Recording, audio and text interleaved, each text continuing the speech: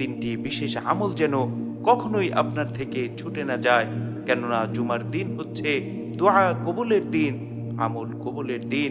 এজন্য এই দিনে বেশি বেশি নেক আমল করার পাশাপাশি তিনটি বিশেষ আমল করুন।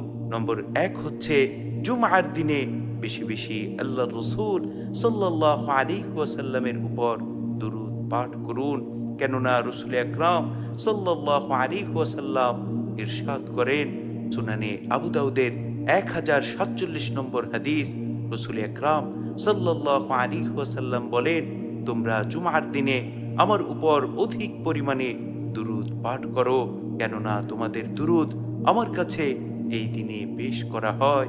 সুবহানাল্লাহ, সুবহানাল্লাহি ওয়া বিহামদিহি, সুবহানাল্লাহিল আযীম।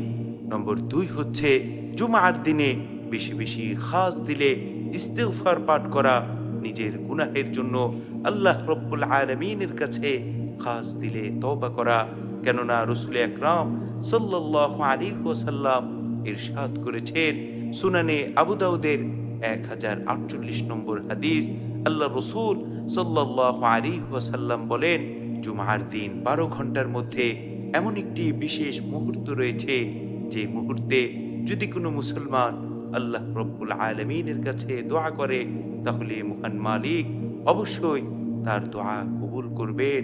সুবহানাল্লাহ, সুবহানাল্লাহি ওয়া বিহামদিহি, সুবহানাল্লাহিল আযীম। এজন্য জুমার দিনে বেশি বেশি আল্লাহ রব্বুল আলামিনের কাছে খাস দিলে দোয়া করা, খাস দিলে তওবা করা।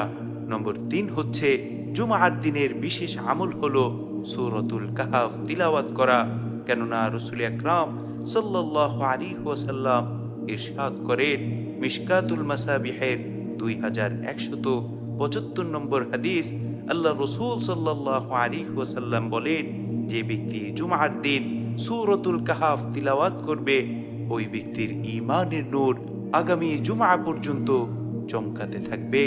সুবহানাল্লাহ, সুবহানাল্লাহি ওয়া বিহামদিহি, সুবহানাল্লাহিল আযীম।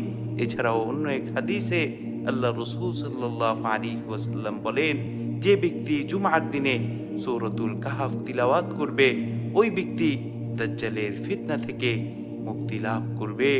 সুবহানাল্লাহ, সুবহানাল্লাহি ওয়া বিহামদিহি, সুবহানাল্লাহিল আযীম।